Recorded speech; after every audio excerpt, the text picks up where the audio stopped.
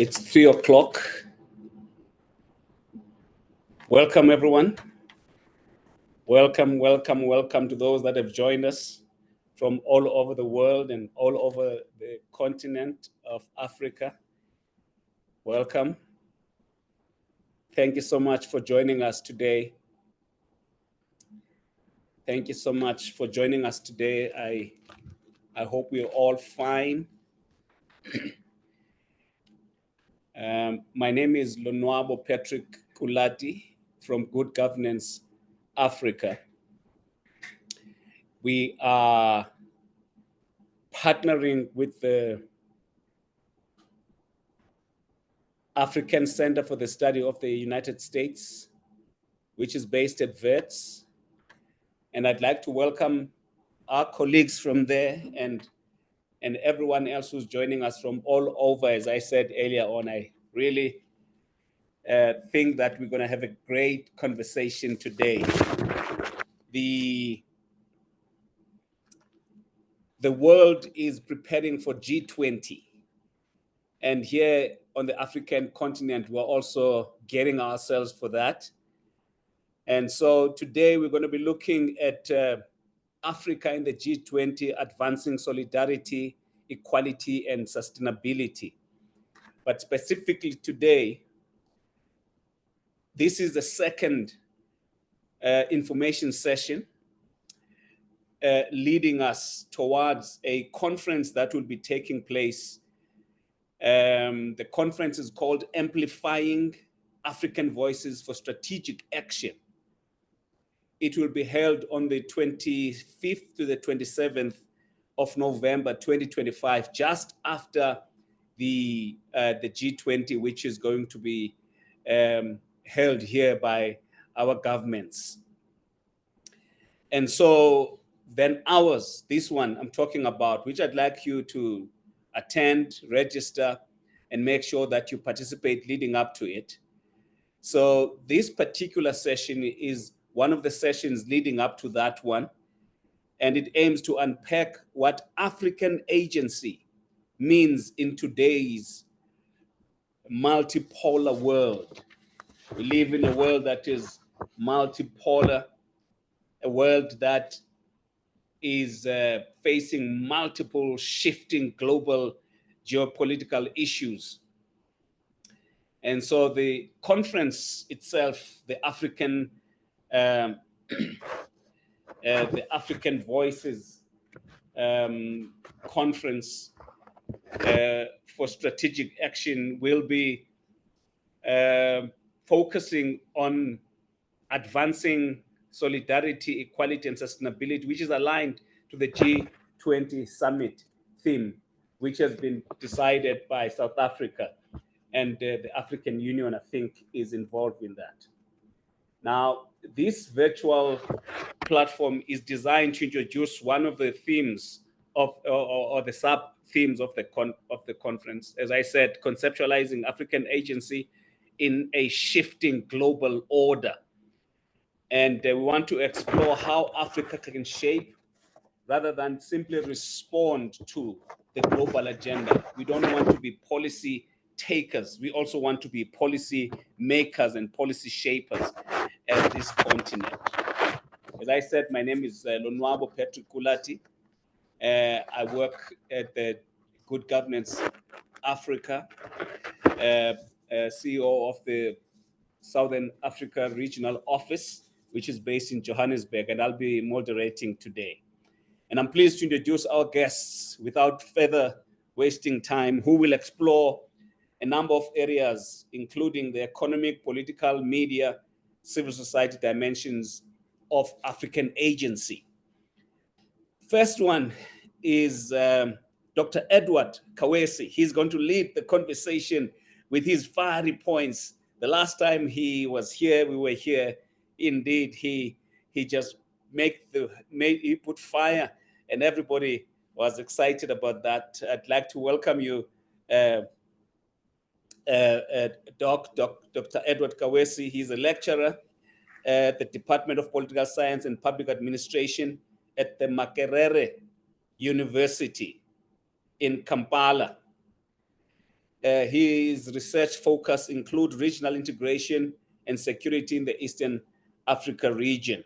He has an extensive experience in governance and strategic affairs. And so he'll be one of those that will be talking to us today.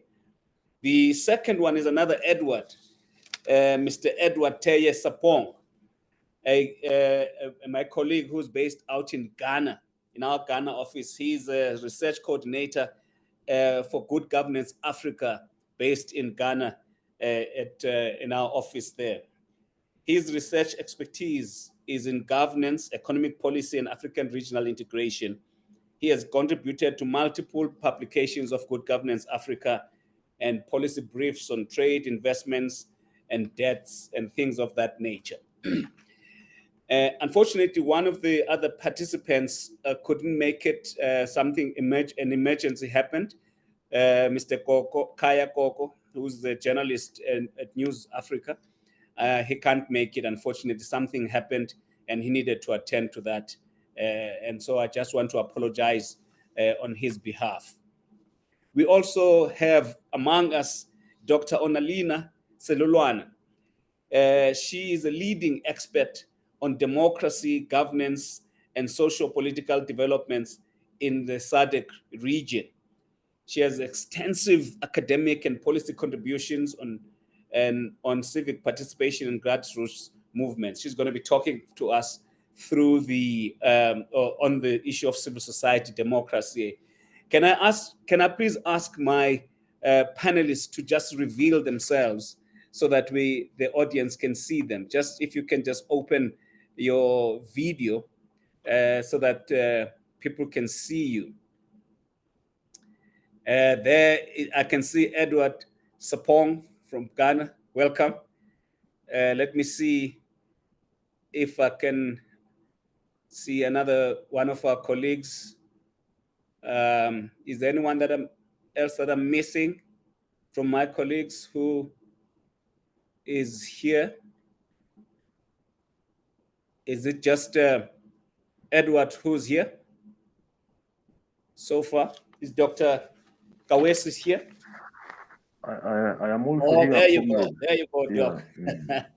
Welcome, comrade. Welcome. You said your name is your second name is comrade. Yeah. Welcome. Can I check my other doc, Dr. Onalina Selulwane? Are you here? I think she's, if I understand, she's based in Botswana. Is she here? Okay, when she joins us, my team will let me know so that I can reintroduce her and ask her to show herself. Unfortunately, I can't see everyone on this computer here, but we'll start with you, Dr. Kawesi. We'll start with you, and I'd like to maybe throw out this question to both of you, and then I'll ask you, Dr. Kawesi, to just please take on. So let's talk about let's paint the context of the world in which Africa, the geopolitical world in which Africa is operating today. What are the dynamics? What are the issues? Before we can start talking about African agency, African voices, what is the context in which we operate that necessitates that we talk about our agency as the continent? I'll start with you, Doc Kawesi, and then come to you, Mr. Sapong. Yeah, thank you so much, Comrade Patrick, for again offering to steer us through this conversation, and Edward and the rest who are going to be part of this this discussion. It is always a pleasure, really, to speak under the auspices of the Good Governance Africa, and again the African Center for the Study of the United States, for the simple fact that you are trying as much as possible to bring us together to discuss the things that are very pertinent. When you think of the world as it is at the moment and how Africa is located into that particular scheme of things, very quickly, you can imagine the world of the 1960s, the 1970s, and perhaps the world of the early 1980s. Doc, How yes, please. sorry, Doc. If you can, but if you can't, I understand. But if you can you show us? Can you open your video? But if it's going to cause problems, I don't mind you speaking. But if you can open your video, please do it. If you have the good connection there, Yeah, the connection is not the best, comrade. it's not the So best. Okay, yeah, all right. yeah, I'm trying to work with the limited accessibility which we have in this Go part ahead of then. the. Yeah. So you just imagine the kind of world that played out in the 1960s, 1970s, and 1980s, but even the early 2000s, there are many things that were happening in the external of Africa that were playing out in form of the Cold War, and then how the external also imposed onto us what later became to be known as the war on terror, and how the external again continued imposing onto us ideas that are not necessarily bad, but they were novel in a way. That is the idea of democratization and the rest of the things, the liberalization of the world. That world was generally inclusive, and it was playing out in a way that during the 1960s, 1970s, two powers were contending.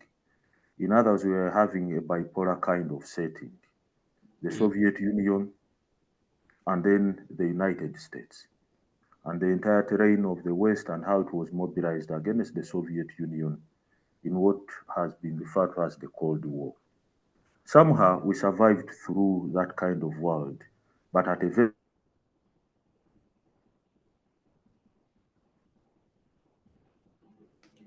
I think we just lost you. Oh, yes, we lost you a little in bit other there. words, each time you have an external that is brewing, okay, each time you have an external that is brewing up with a number of dynamics, okay, Africa somehow suffers significantly as a result of the dynamics within that external. What if you want to imagine the kind of things that emerged out of that kind of world that was the Cold War? You just have to be reminded that the only thing that was left of the body of Lumumba was just a tooth that was delivered sometime, I think last year or the other year, that was delivered in a very huge box. Lumumba's tooth, the only surviving thing on his body, was delivered in a very huge box in Kinshasa. But also supposed to imagine the kind of things that the leaders then went through. Uh, Remember, Nkrumah was overthrown in a coup that has also been associated with external. Obote of Uganda was overthrown in a coup that has been associated with external, and many things that happened to the African leaders. Nyerere had to relinquish power because he couldn't imagine being the man to preside over the inroads that the Bretton Woods institutions were making into his country. Yet all along, he was a promoter of African socialism. In other words, each time we get certain turbulences within the external, Africa also shares gravely some of those outcomes. Now, the world as it is at the moment is no longer bipolar. For bipolar, you had the Soviet Union contending with the United States. Somehow, in the 1990s, the liberal order emerged triumphant out of that particular saga. And then another saga was delivered onto us. That was the war on terror, where American global overreach had been consistently being resisted by those who thought that the Americans were becoming very intrusive, and then they visited onto the Americans certain aspects of terrorism that later became a global phenomenon. Again, I just want to suggest that somehow the war on terror has subsided. We no longer hear much about it. We no longer hear too much hullabaloo about it, except that again to take you back into the 1980s and the entry into the 1990s. You have the structure adjustment programs where the entire liberal order went into a phase of multiplication, multiplying the liberal order through the structure adjustment programs. And then two institutions were being used, the World Bank and then the International Monetary Fund. Again, that generated serious turbulences. But I'm more interested in the now, and even the assembly is more interested in the now. The now has been suggested that there are a number of powers that are emerging to contend within the international system.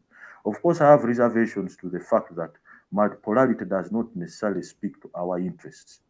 Aware of the fact that the first time multipolarity was mentioned, it was mentioned as the fourth political theory. The fourth political theory or fourth ideology that speaks so much to the interests of Russia to find a way of bringing the United States down. Each time we talk about the multiple players within the international system, the powers that are becoming powerful, we are just contending with the fact that there is an argument that suggests that somehow United States is not. No, you do not necessarily benefit. I am hearing some feedback. You, Yeah. you,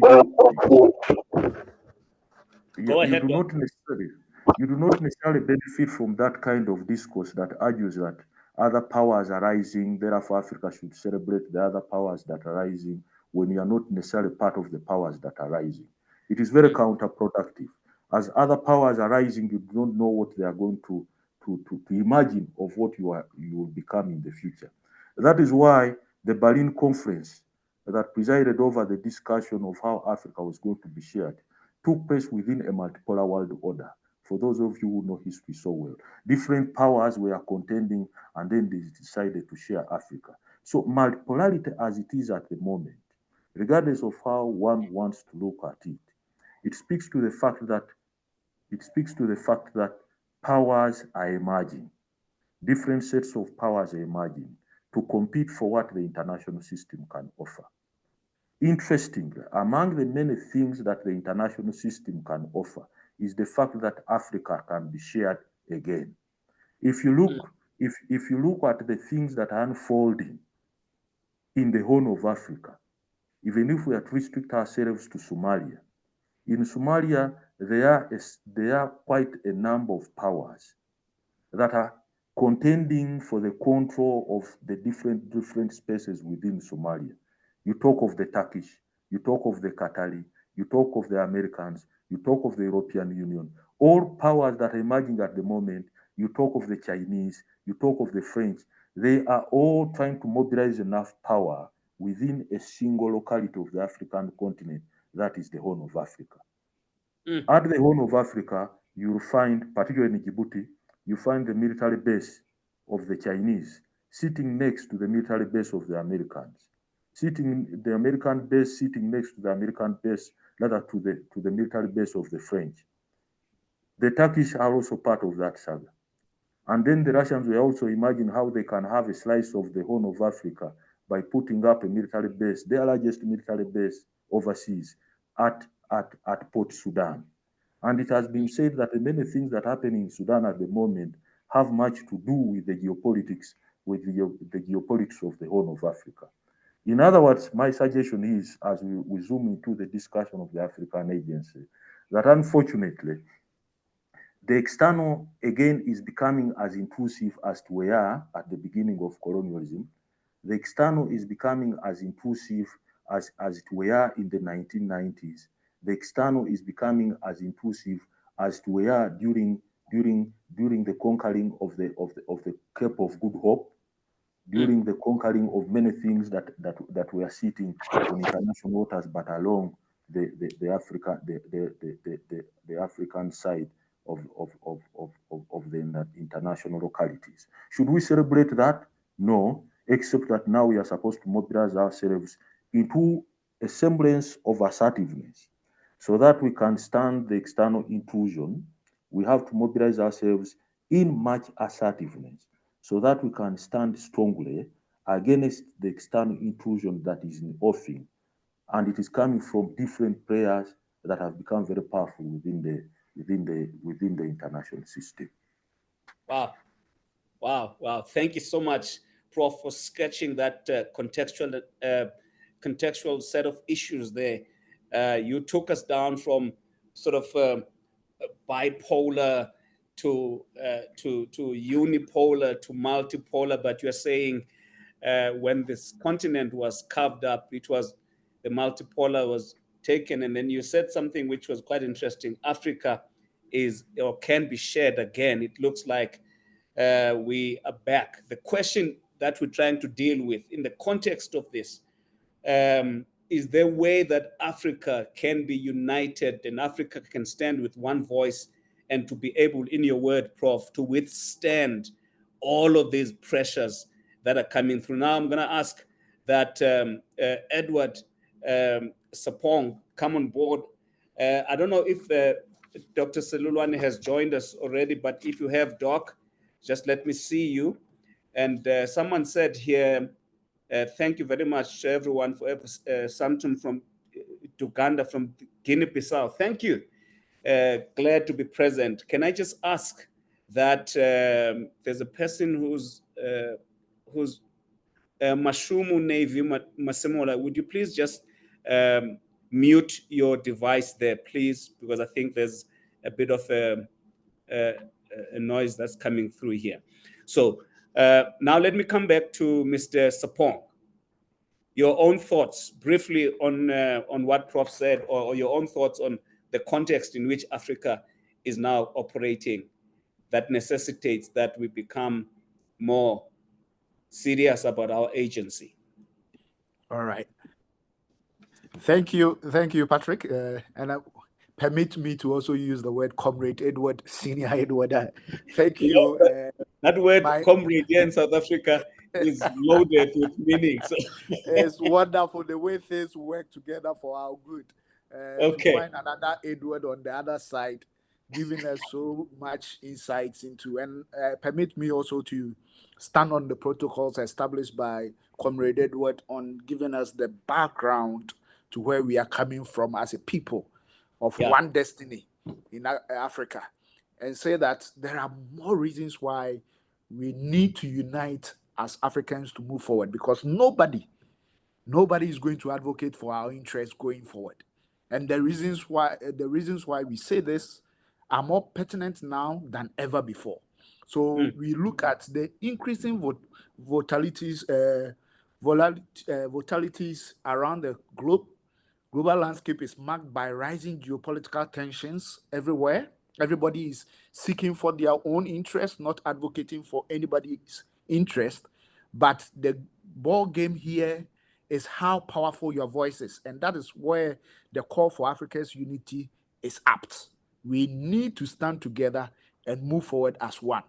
I'm going off my camera to give me more strength with my internet as well.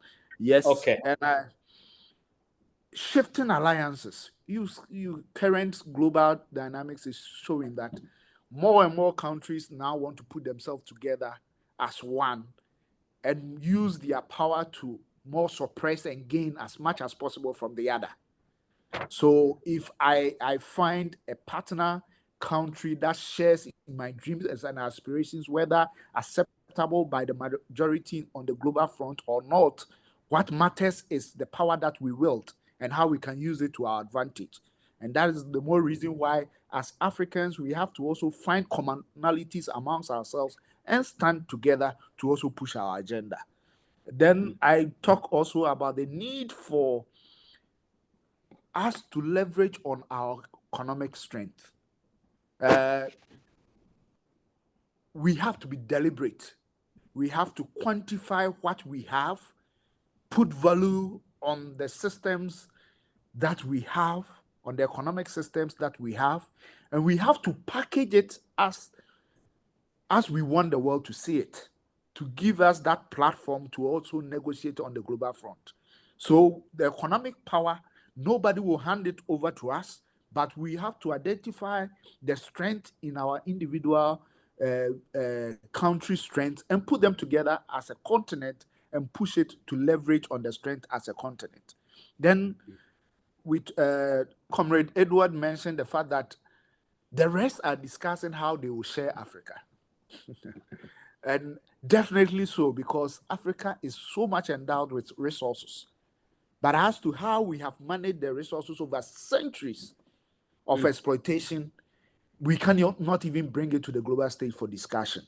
Therefore, this is the time for us to sit and quantify it and value it and use that strength to engage the rest of the world. Because definitely they need it from us. But if we are this disjointed as it stands now, then we cannot stand on the common footing to be able to negotiate as we need to do. So I think the global stage is, in my summation, I would say that the global stage now is one that is not coming with kids' gloves. So nobody is going to advocate for the interests of anybody. Therefore, we need to stand together as Africans, particularly because now they even want to push at the most vibrant component of Africans, that is, has to do with our youth. They want to push us out. Therefore, we must leverage on our strength, for example, with our youth population, buzzing youth population, and use it to negotiate for a place on the global stage. And I think there is a lot to talk about. I don't know whether the platform, Patrick and the team are giving us today will give us that space to go into the matters properly. But this will be my opening remarks. This will be my opening remarks, and I'm ready to help the group go into the details as we move on. Thank you. Thank you so much. Thank you so much. I appreciate that. Edward, can I just ask again, Navy Masemola, Mashumu, Navy Masemola, please, if you can close your devices, the what you call this, the audio there. Thank you so much. I just want to again welcome those people that have joined us from all over the world. Feel free to send your questions, your comments as we go along. I can see that there's a lot of people that have joined, people from Good Governance Africa, people from the Africa Center for the Study of the US. I see Dr. Bob Wekesa. He's our leader there, the director of that center, and so many other colleagues that have joined us. Thank you so much.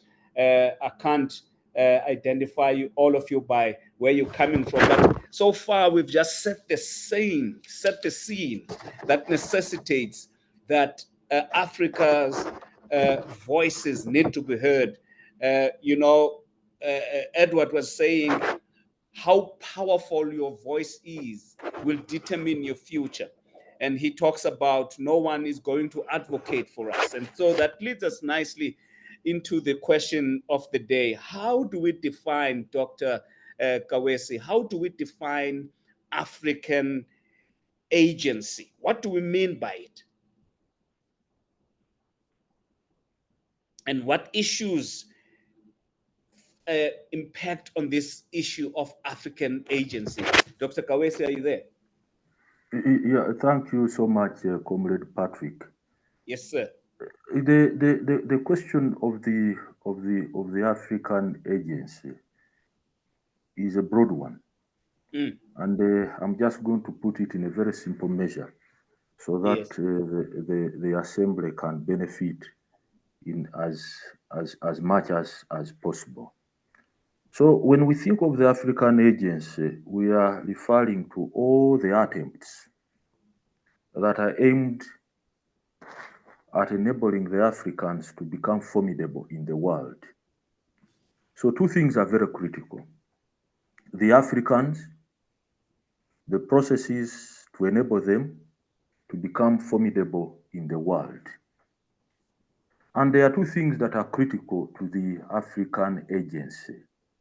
Of course, they can also be critical to the European agency. They can also be critical to the European agency. They can equally be critical to the Asian agency, which in philosophy we put as the African self, the European self, the Asian self.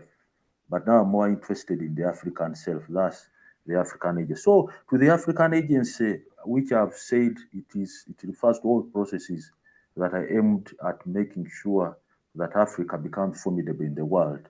There are two important issues that constitute the notion of the African agency. First of all, our physical space, the African land. or the continent in the geographical sense of the word. And then the African psyche, the mind, our mind, your mind and my mind, that later becomes the collective psyche, the collective mind of the Africans. Those are the two constitutive elements of the African agency. In other words, when one is trying as much as possible to promote the African agency, he's referring to those two constitutive elements. The physical, our land. The mental, the psyche, our minds as Africans. In other words, liberating your mind as an African, liberating your land. Modernizing your mind, modernizing our land are very critical issues as far as the African agency is concerned. And both the physical and the mind, as it is at the moment, are aware of how the external is being reconfigured in what we have referred to as the multipolar world order, okay? Now that we are zooming into a multipolar world order, we also need to reconfigure the African physical space and the mind of Africans. If you do not reconfigure the African space, the physical space, our land, and if you don't reconfigure the minds of the Africans, certainly they are going to be at the periphery of world affairs, regardless of how it is going to play out. So when you talk of the African mind as part of the African agency, what exactly is it what is it that is supposed to happen to that mind if we are to realize the strengthening of the African agency? And this is how it is as far as the African mind is concerned at the moment. First, the African mind reflects colonial mentality. That colonial mentality of being subservient, and then the post-colonial mindset of self-pity, sympathy seeking, and the hypocrisy of our leaders. I'm just trying to explain how the African mind is at the moment, and then later just oppose it with external demands that are going to impact on the African agency considerably. So you have a colonial mentality of being subservient, lacking in assertiveness. And then that very colonial mentality that endures sits next to the post-colonial mentality of self-pity, sympathy seeking, hypocrisy, and the continuous blaming of our problems onto others. That also speaks to how less we understand the idea of self-determination. So that is the African mind at the moment, which we are suggesting that under the frame of the African agency, it ought to be reconfigured. Then when you go to the other side of the African agency, that is the physical space, our territory, our land, our continent. Our continent as a space needs to be modernized. In other words, we need to harness and have a clear vision of technology and science to support good life, but also to keep foreign intrusion at bay.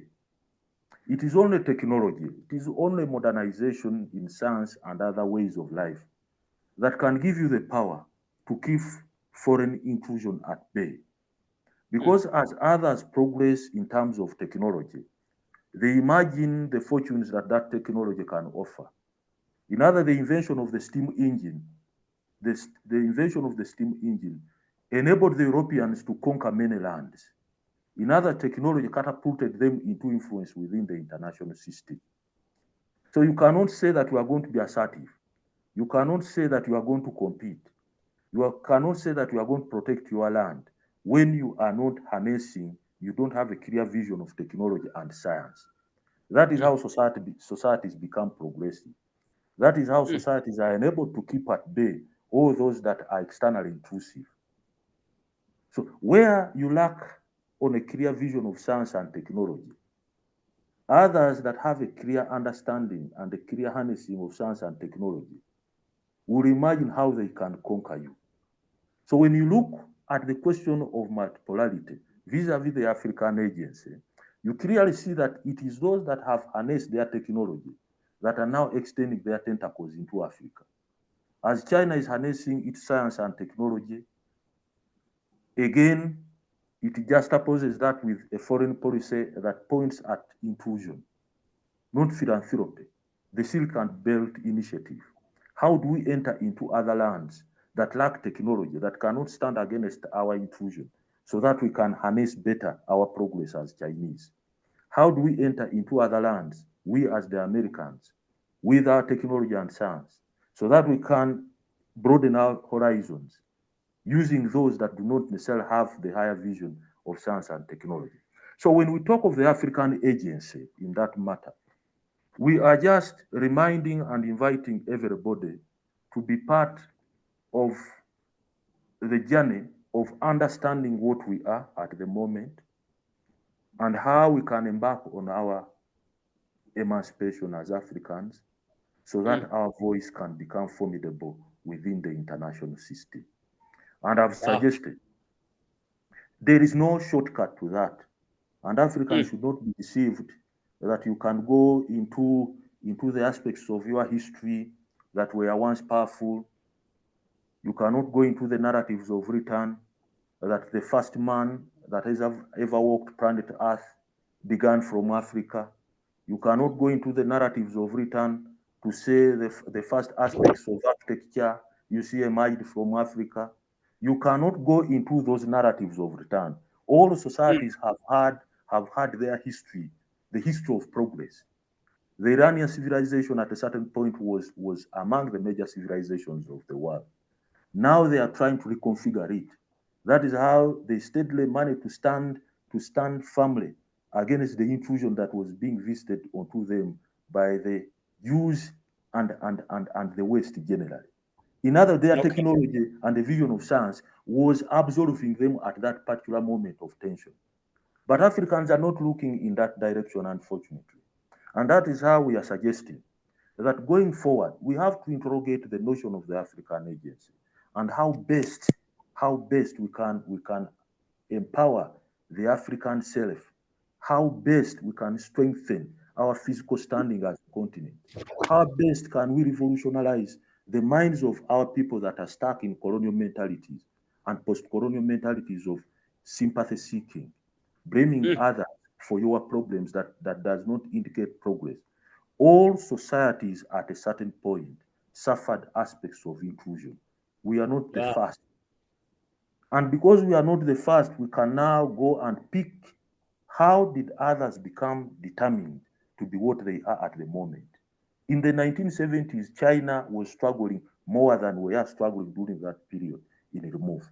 So was much of Asia. In the year 2000, you just imagine, Germany was among the territories of the world that were referred to as the sick men of the world. You just now have to imagine where Germany is at the moment. Not far too long from now, Turkey was referred to as the sick man of Europe. You just have to go to Turkey at the moment. They took their journey of struggling for their agency so seriously. And theirs were not words. It was harnessing science and technology that has seen them where they are. As we imagine the frontier of external inclusion, multipolarity, as I suggested, playing out so well in the Horn of Africa, Turkey is among the formidable actors you just imagine. 20 years away, 20 years before the now, we are not talking of Turkey. 20 years, 30 years ago, we are not talking of a powerful Germany. But now Germany, a country of not more than 100 million people, has its donor outlets scattered all over our continent. Reason? We haven't harnessed science and technology. We have marginalized our people. We have failed to get our politics clearly well. We have failed. We have failed to give our children proper education.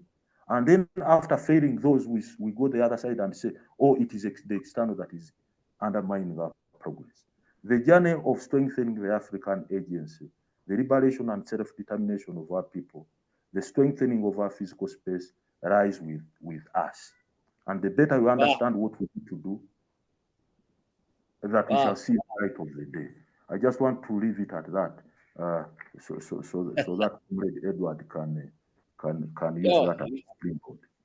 You're shaking our very comfortable places as Africans, Doc, there. And I noticed that I neglected to see that our other guest, Dr. Onalina Silulwana, is here and has been here for a while, I'm told. Doc, thank you so much for joining. And I'd like to invite you, if it's possible, to show your face and open your video so that you can share your thoughts. The question that we're dealing with here is, what is African agency? But before you come, let me just, I see that there's a hand has been from Sifiso Keswa. Sifiso, do you think you can wait, or you want to say your question now and maybe we'll come back to it later? Go ahead. Thank you, sir. And I'm Sifiso Keswa from South Africa. Thanks for this opportunity. Mine is to appreciate what has been said by the previous speakers and the academia and their input. Obviously, most of it I concur with it. But to me, what would be important is to get an idea of the agency and its intent in as far as ensuring that the African trade is expedited through ensuring that the legislative framework that would actually be used to inform and expedite this African trade through the agency, how is that gonna be done? Through influencing forums like your Pan-African Parliament as well as the AU, because I believe those forums are quite critical in seeing the African free trade dream being achieved. Thank you. Thank you, sir. Thank you so much. I think we'll circle back to that question. I think it's very, very important. But let me just give a platform now to our Dr. Onalina Silulwana. She is is a player in the civil society. I mean, if I won't read all of your profile, Doc, because I think you've got a lot that you have done and continue to do. Safe to say that you play a special role in civil society, democracy, and solidarity. Now, can I ask you, Doc, just say a bit more about your views on the question of today and whatever you want to respond to what has been said now by the previous speakers and even by the question from Mr. Keswa there. Welcome.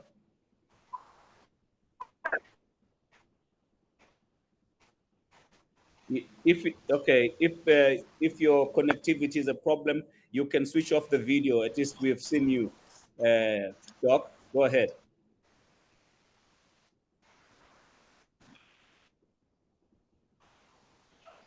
I think we just have a little bit of a problem there with Dr. Silulwane joining us from Botswana, I think. Doc, can you hear me?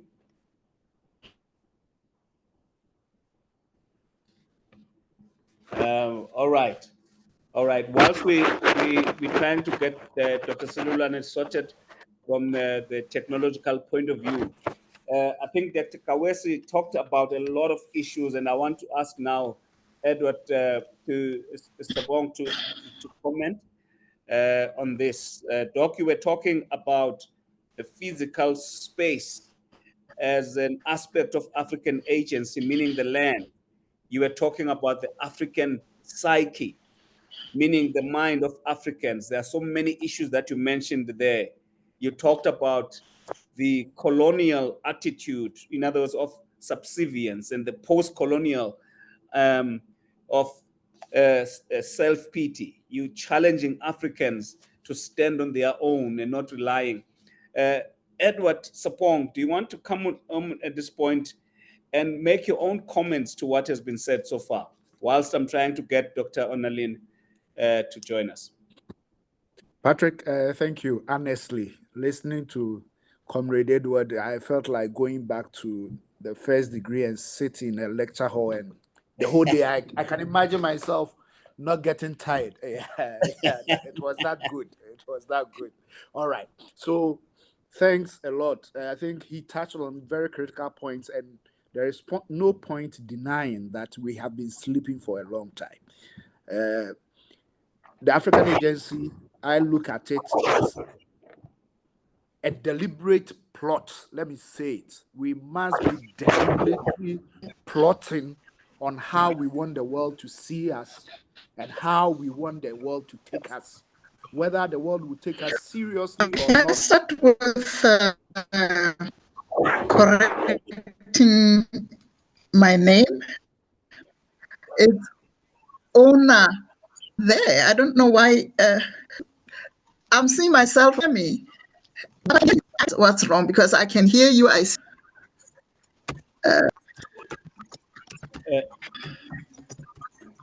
Doctor, you were telling us how to say your name. Yeah, it's Onalena, not Onalena. Onalina. Oh, Onalena. Yes. Okay. Onalena. Yes. Okay. Yeah. I spent most of my life as an academic and also as an activist in Botswana until I retired 15 years ago.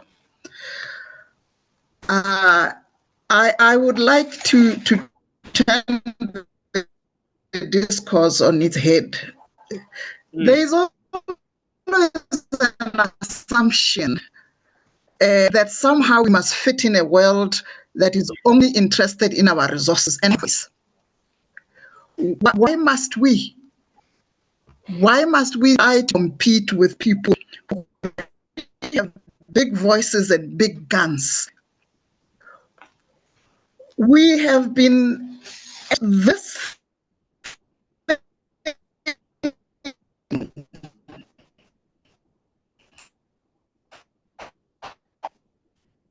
Dr. Onalina, we are struggling to hear you. We're struggling to hear you. Your device or your connectivity is just difficult. We can't hear what you're saying. It keeps cutting. It keeps. My suggestion is that you log off and come back again, Dr. Onalina. Yeah. If you can, if you can log off and come back. In the meantime, I'm going to ask Edward to continue. Thank you. So for African unity has been Dr. Onalina. Doctor, we're struggling to hear you. Dr. Onalina Silulwane, we're asking you to just log off and come back again. We can't hear you at all. I'm just going to ask Amanda, if it's possible, if you can just send a message through to Dr. Onalina's cell phone and just ask her to log off and then come back again. Okay. all right. Over to you, Edward. Sorry about that. All right. I think yes. No, and no by problem. the way, It's Edward, it's a shit. just to say that there's your area of specialization is around the issues of economic leverage and so on. Yeah. If you don't mind, if you can just also just touch on what the question about trade was saying there. Yeah. How can we have institutions in the continent that will enable us to be able to be the strong voice that we want to be and to be the strong power that we want to be? Go ahead. Thank you very much. Touching on that, I think leadership is everything. And that is what we have been playing with a lot as Africans. I think the African Union, with the decentralized regional blocks, will have to take this up and show leadership, especially on what Africa will be bargaining with on the global stage. And that is how come lot more emphasis will have to be placed on what we have been able to achieve in setting up the African Continental Free Trade Area is so instrumental. I know there is going to be a whole lot of things that will go against the actual implementation of the things that we have set under AFTA to achieve. But if we fail on that score, we fail ourselves. So we have to adapt a single negotiating power. We have to try as much as possible to come together to make sure that we negotiate on the global stage with one voice. So the interests of the individual African countries, nations, yes, well respected because of the sovereignty of each nation, but as a continent, when we are able to deal with our differences and come together as a continent in negotiating for our economic benefits on the world stage, we stand to gain more than we have done as individual countries. So I will first talk about trying to adopt a single negotiating brief in trying to negotiate with the World Trade Organization, IMF, and all the international agencies. We must sit down and do the actual work. Try to sit down and quantify what actually we want to gain from each of the things that we have as a continent to trade with the other world with. Secondly, we need to also work on creating what I call the permanent African policy hubs, where we try to identify what is critically needed to negotiate with, for example, Geneva on trade and standards. So what will be the Africans' own standards when it comes to the things that we are trading the world with? And how do we want the world also to trade us with in terms of trade and standards? Again, with the IMF, the World Bank, and other international financial bodies, we have to know the terms that we can agree to and what we cannot agree to. We need to improve on our negotiation power to be able to sit, negotiate, and be listened to. That is very critical as Africans if we are to make an effort and make sure that we get the best out of our economic negotiations. We have to use AFTA, the African Continental Free Trade Area, as a leverage. We have to tie markets access to partners to commit them to make sure that what they are gaining from us, we equally gain, if not more. Because we have the resources, but how long can we trade with the natural resources by not adding value to it? Value addition is key. Therefore, each partner that trades with Africa must also leave something behind. Therefore, we have to be careful and be deliberate in making sure that we get that critical technology transfer from our partners. We have to use what we have to get what we don't have. So we have to be, it's a deliberate policy approach that our leadership have to show.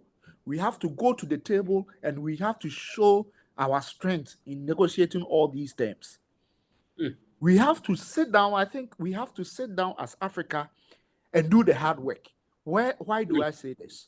So we are trading in gold, we are trading in cocoa, we are trading in bauxite. What don't we have as Africans? We have everything.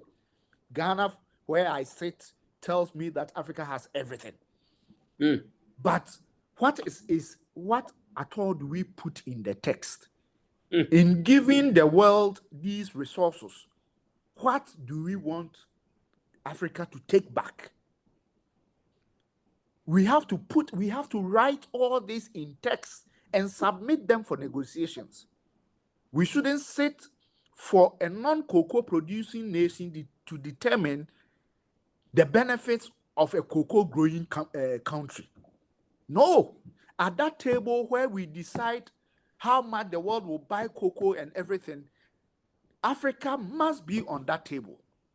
And we must go to that table with our written demands. That's where we have to, as Africa, with the leadership of African Union, pool the human resources to make sure that we have experts across legal, trade, economics, across all the fields to sit down and do the hard work.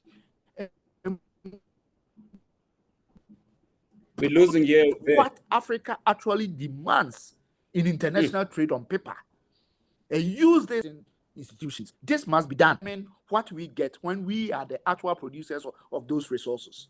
We need to convert resources into pricing and rule power. We have the resources. Therefore, our negotiation power should be strengthened, that we are leveraging on the resources to make sure that our voices cannot be ignored.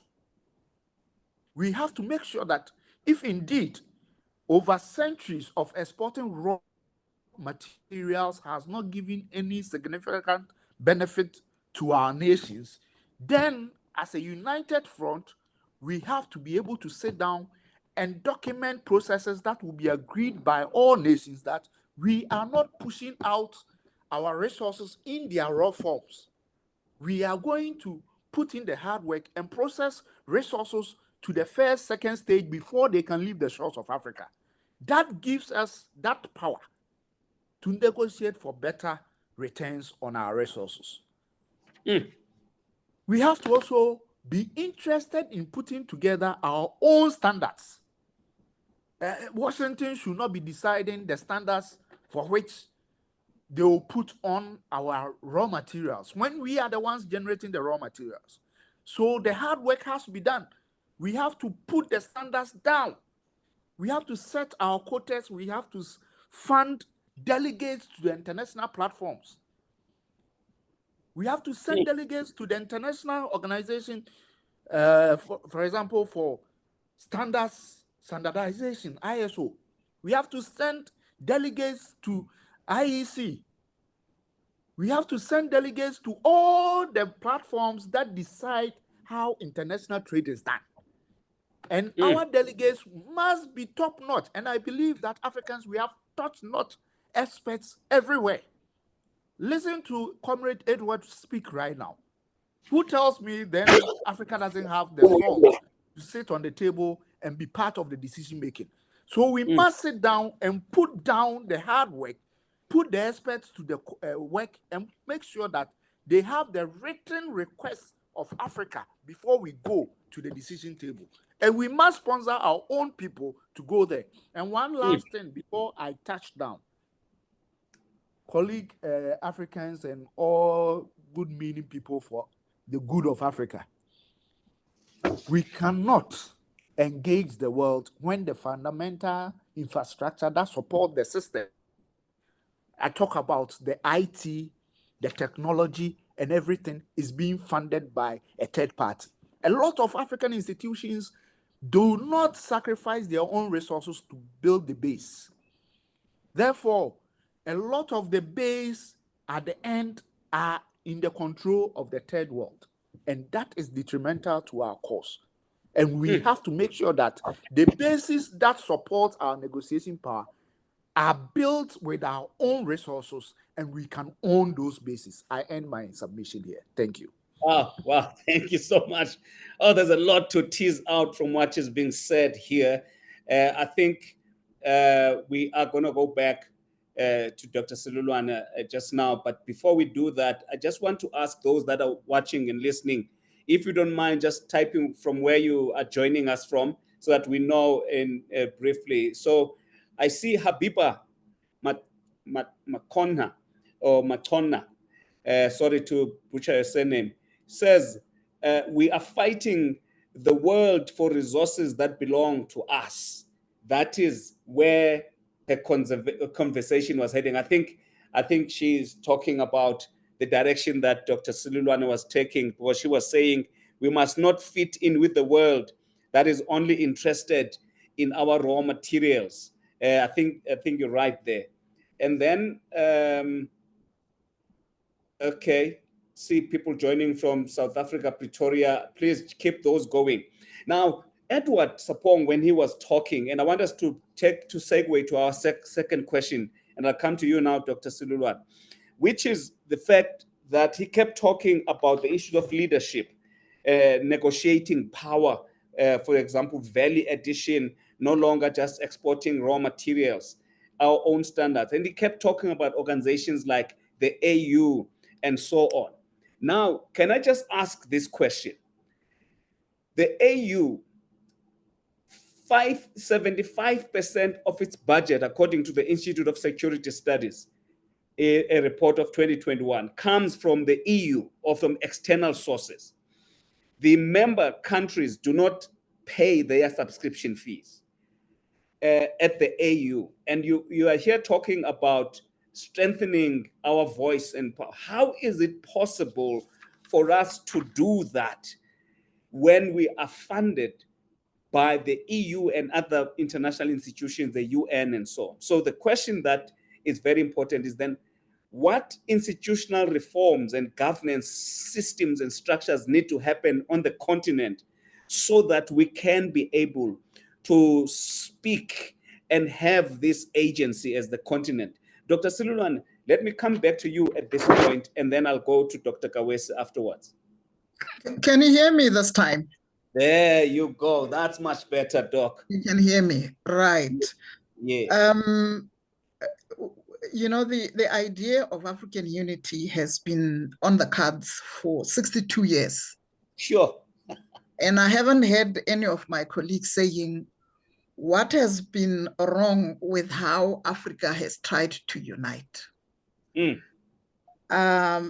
know, to dismiss the agency that now happens is really to underestimate our capabilities and how far we have moved the needle.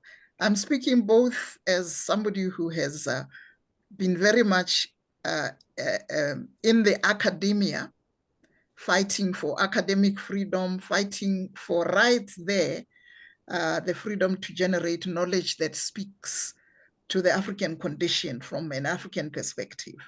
And also as an activist who believes that you don't instruct others or beg others to invite you to the table.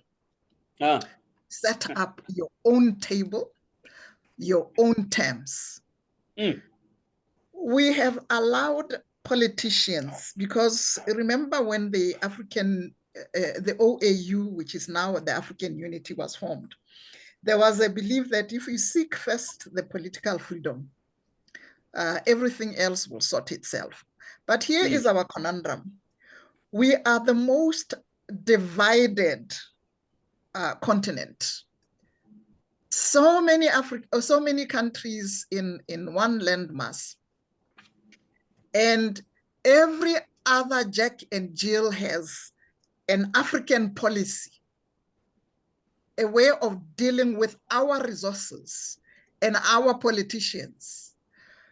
Now, when you leave everything to politics, it means that every other person, all they have to do is put money into the pockets of our politicians, and we are finished. So obviously, they cannot be the ones determining our future without the citizens actually creating spaces for themselves and for agency. We have to have, and our business community, our academic communities have been struggling to create networks among themselves so we can speak with one voice about the problems that beset us all as a continent and within our nations. We are now having a group of very young Africans who know that for them to survive and compete with multinationals, they must build African multinationals. They are not waiting for our politicians because they know that, like our generation, they will wait forever with politicians who have a market value, who can be bought, who can be pressurized, who, when you attend on behalf of any government at the United Nations, the Americans just pick up a phone, call your president, and you are told to cool it. So your presence there is totally decorative. Sure. Because they can talk to any politicians, and then whatever stand you may be pushing with other Africans there, it's silenced. We have had 62 years in which we have built lots and lots of universities. When the University of Botswana was built, the experts were telling our government that we are such a tiny population, what a waste of resources building a national university. Mm.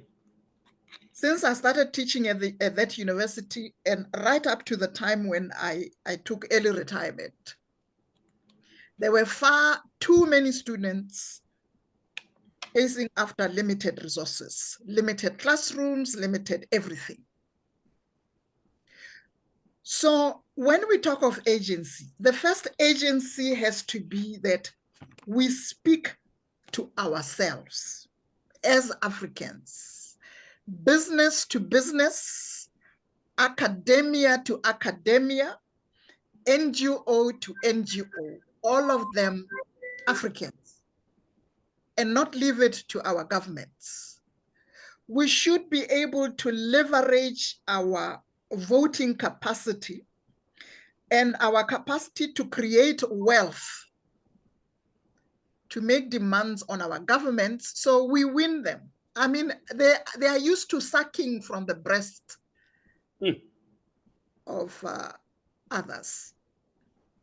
The giants who just come and throw money at our people, at our politicians, and they like swimming in money that they haven't created and selling the family silver. So agency has to be, what are our businesses doing? The private sector that is led by Africans, what are they doing to forge links, to have a voice, one voice about creating spaces for African business? What are our NGOs, the human rights, all our NGOs to do with human rights? We do not have sovereignty over our resources because we are led by politicians who are easily bought. What must we do as academic researchers, as activists, to move the needle in terms of acquiring sovereignty over our resources? I think we are the only continent whose resources are adequate for us to power our manufacturing, to leverage our population, to be as self-contained as the United States of America is. If you look at the population of the United States and you compare it to the population just of Southern Africa, they are about the same size. There are as many human beings in the United States as they are in the SADC region. A lot more natural resources here than there are in the United States. So when the people of SADC speak with one voice, instead of competing with one another, as the politicians are doing, and saying, we have what it takes, let us have a united policy about how we are dealing with those outside our continent. Let's have a united policy, united laws that speak to how we can protect our natural resources and leverage our sovereign resource sovereignty. It has to be that agency is among us as Africans, because divided, Botswana is too weak to speak for itself. South Africa, you can see that Donald Trump is hitting you left, right, and center. Yo, I tell you. I'm begging the bigger BRICS to say, please save us. And going on your knees to beg Donald Trump, or please don't hurt us. Why are we so shameless? We need we're speaking Africa to Africa here, the reason our politicians do not take the AU seriously is because that has been busted. You know, like all the great ideas we generate on the continent, if they are going to succeed in molding us into one, it doesn't have to be one country. It has to be countries working in unison. Look at what the Europeans and the Americans did when the oil exporting countries banded together and say, you are not going to be free riding on our oil. We want higher prices. They were speaking in one voice. And they were taken by surprise because they assumed that they had the technological advantage that these oil exporting countries were dependent on them. What did they do? They immediately set up 35 countries of Europe, North America, came together to say to their academics, the intellectuals, it is your duty and your responsibility to create policies. Tell us how we can prevent a situation where the resources that are owned by others, they put up barriers for us to access those resources. We now have, you know, the shift in global politics is also a shift in terms of which resources matter a lot. Those resources that have to do with energy, transition to energy, unfortunately for the global giants, are also predominantly found in the African continent. We now have more educated people. We still have an avalanche of people who haven't actually been even to school. But we have what it takes to say now, when we gained independence and people came with all sorts of nice things, you know, will help you with your minerals as long as you sell everything to us exclusively. You could say we were naive, we were, you know, we didn't have the technological savviness, we didn't have this, that, and the other. We don't have that excuse anymore. No, to talk about post-colonial and colonial is a non-starter. It basically disempowers us. Who has that colonial or post-colonial? What about us? Those of us who are here. If we can't think problem solving, who do we think will think on our behalf? Who's going to solve those problems if it doesn't start with me? Me, myself, and I. We shouldn't be burdening other people with finding solutions. We should be saying, Mina, onalena selolwani. What am I doing as an academic, as a human rights defender, to ensure that rights, our sovereign rights, our human rights are protected and I have a voice in protecting? Who else can join me across the continent so that we speak in one voice, we act together? So it's no use us writing recipes about how others should act, excluding ourselves. Okay, Doc. In our universities, yes, what are we teaching our graduates and postgraduates about resource sovereignty, about their agency? What do they need to know about the world and about the continent that will empower them to build, in fact, an Africa that recognizes that speaking independently and seeking little packages of aid is not going to help, because it means you remain in bondage. Look at the fact that when you take 10 of the resource richest countries on the continent, the amount of wealth from those minerals represents 10 times what the whole continent from Cape to Cairo gets in terms of foreign direct investment, in terms of foreign aid. Technically saying to us as Africans, if we beg 10% assistance for people to take 90% of our wealth, are we not being stupid? Why can we not use those resources among ourselves? BRICS has shown us the way that sometimes you don't need to buy those US dollars to trade with Zimbabwe or with Uganda or with Ghana. Why don't I trade with using diamonds to say, Ghana, we need your resources. Can we exchange them, diamonds for gold, diamonds for whatever? We now have an opportunity with the critical minerals for energy transition. We can make a difference in terms of educating our poor rural communities, giving them voice so that companies, whether they are from China or Russia or wherever, do not come and pollute their rivers and pollute their agricultural lands because their governments fail them. They are only interested in what those guys can put on the table, send their kids and their concubines to the best universities and whatever in Europe and Americas. Urgency must mean that we must help our communities to have voice.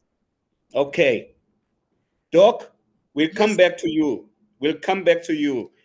Agency must mean that we must make sure that our communities have a voice. Wow, what a way to wrap up that particular substantial. Colleagues, I think all of you who are watching and listening to this can attest to the fact that, I mean, stuff that is coming out here is very, very, very beautiful and very powerful, provocative, and challenging us. And it's a nice lead up to this conference that we are preparing for between Good Governance Africa, the Africa Center for the Study of the US, and other partners on the 25th to the 27th of November this year, just after the G20. So all of this discussion is leading us to taking to that conference some of the key issues that as Africa we must deal with. Now, I just want to recognize the Yolanda is joining from Midrand, South Africa. Oriel Ndlovu joining from Pretoria, welcome. In South Africa, Kizito Sabala from Nairobi, Kenya. Yes, Grace Obiero joining from Kenya. Noella Jerob joining from Nairobi, Kenya. We've got a lot of colleagues from Kenya here. Habiba Makona joining from Sandton, South Africa. Okay, why can't I go down here? It seems like my thing is okay. We also have got Dr. Soli Magalifa from Maikeng, Northwest Province, South Africa. Welcome, Doc. And then Angela Ramsundur says, we must also celebrate the literature and arts of Africa and also of the diaspora, adding value. Suntum Duganda said, thank you very, very much, dear brothers and friends. Sorry, I think he has to go. He has to leave. Beru Lilako from Mombasa, Kenya. Welcome. Sometimes technology can mess us up. Sorry if I don't read. Okay. Habiba comes back, says, very much on point, Dr. Silulwane. Thank you so much for that. Now, I think it's time for me to go back to Dr. Kawesi. Dr. Kawesi, I've indicated, so I think we've pointed out all the issues that we're now talking about. But it sounds to me from the conversation that has happened that for the African agency, for the African voices to happen, we need to deal with the issue of what Dr. Silulwane said is the most divided continent, where every Jik and Jill has their external policy that enables them to engage with external powers differently from one another. The question is, what institutional arrangements should be there? What should happen to build the unity of African institutions and make a cohesive system to make sure that we have one policy when we're engaging with the external powers? I made an example, earlier on, that the AU is funded, 75% of its budget comes from the EU and other parties. Dr. Kawesi, just give us your thoughts right here. A very interesting discussion, Comrade Patrick, we are having this evening. And you see, things are more complicated, I think,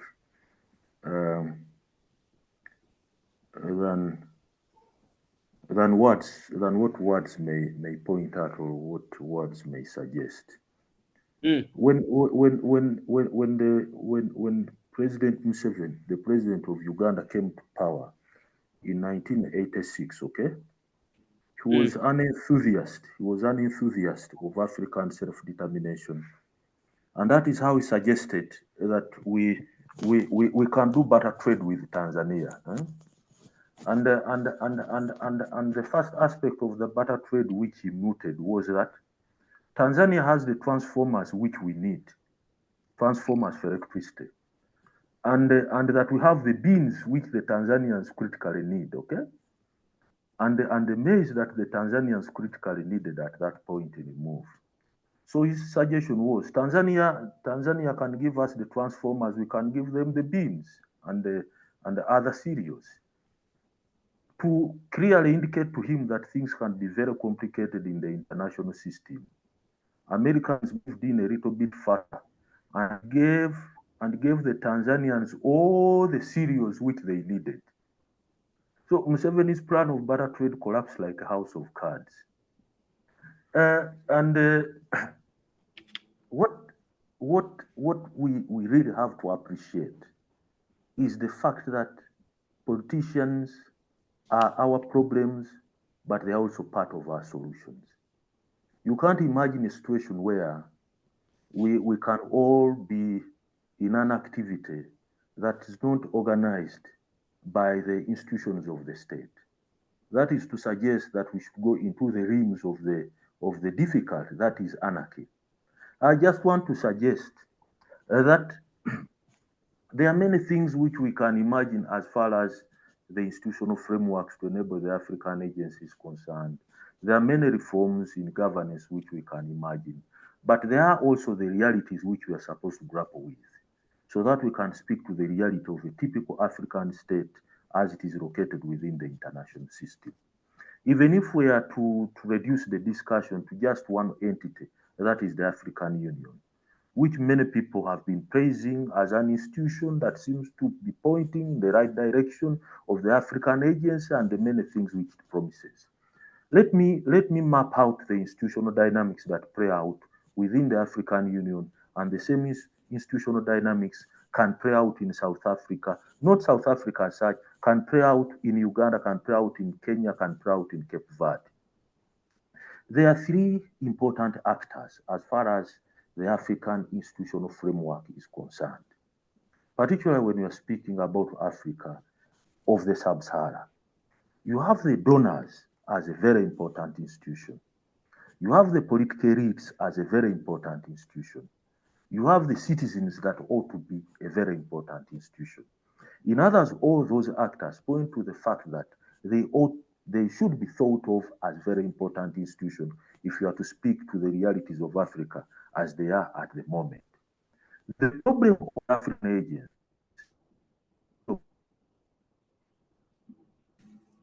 I think we're losing you there, Doc. Whether the African Union.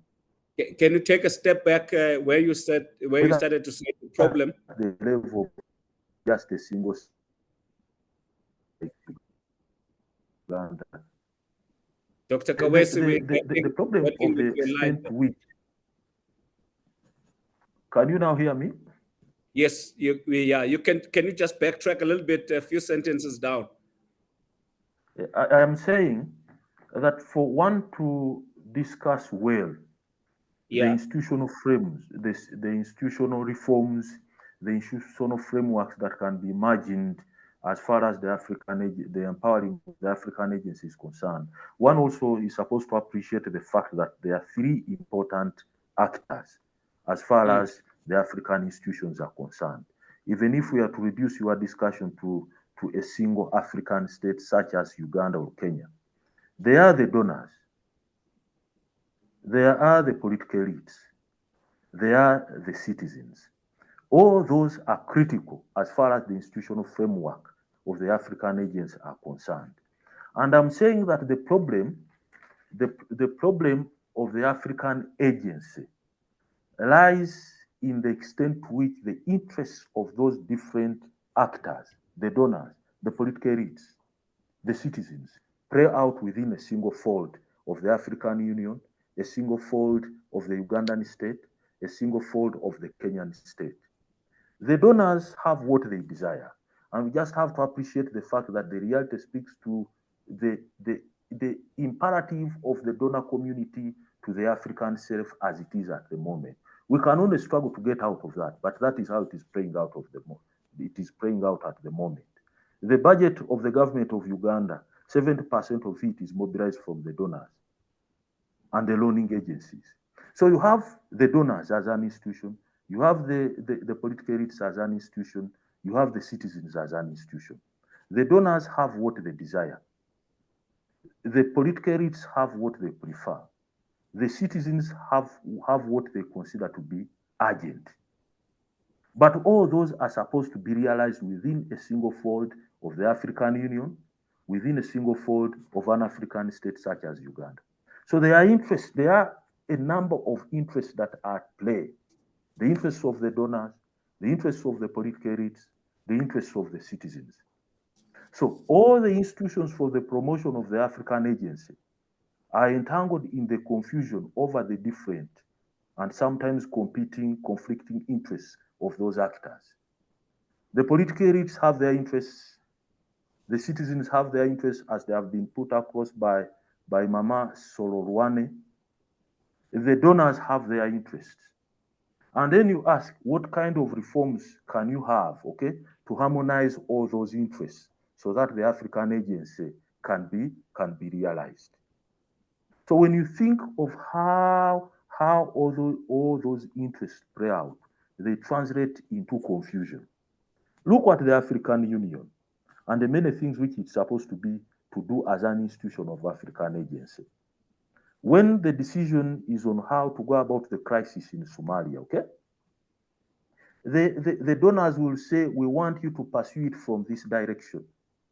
The political elites, the African political elites, under the notion of Pan-African, will say, we want to pursue it from this angle. The Somali citizens also imagine that their crisis should be addressed from a certain angle. But remember, it is only the donor that has the resources to fund that kind of initiative. So the political elites will shout Pan-Africans and all sorts of things, but they don't have the resources. The citizens will ask for their agency. The activists will suggest that the citizens' voice should be heard, but the citizens do not have the resources to power into that kind of crisis. So in the end, the voice of the donor, the dictates of the external, take over the day, even within the African agency. In other words, what you see the African Union acting on does not necessarily point at the struggle for African agency. It points at the struggle for the empowerment of the European self, now that it is the European Union that is funding hugely the peace and conflict, the peace and security budget of the African Union. It will point directly at the economic agenda, will point directly at the Silk and Belt Initiative of the Chinese, now that it is the Chinese that even constructed the headquarters of the African Union. In other words, even before we attack the politicians for the things which they are doing and not doing, we just have to imagine that we are stuck in a certain crisis, and that crisis has much to do with the little resources in terms of the financial resources which we lack or refuse to contribute to the African Union so that it can clearly pursue an African-oriented agenda. So my submission could be that for anybody to imagine an institutional reform framework that does not address the question of finance within the larger scope of things, the question of strengthening African economies, then such a person will be just engaging in just putting across bedside night stories. Okay. The actual story will be that you need to strengthen African economies. We can as well discuss how that can be done. Edward has pointed at some innovative ways of going about that. So the problem may not necessarily directly be with the politician. The problem may not necessarily be with the donor. The problem may not be necessarily with the citizen. The problem may be on how we have taken our journey of economic self-determination.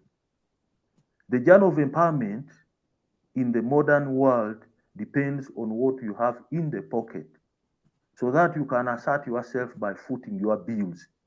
So long as your bills are footed by the resources of others, you cannot be stupid to make a claim on having your voice heard. They'll even think that you're a mad person. On the other side, you are begging. You are begging for their resources. Then you turn around and say, please, you listen to me. They will not understand you. The Chinese will not understand you. To say you Chinese, listen to our voices. Yet it is their money that is constructing the major infrastructures in Africa. They will say, what are these people up to? The Americans will never understand your logic of assertiveness, your logic of self-determination.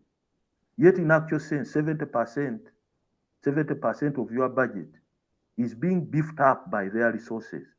You just look at the crisis we found ourselves in the moment Donald Trump announced the scaling down of the activities of USAID.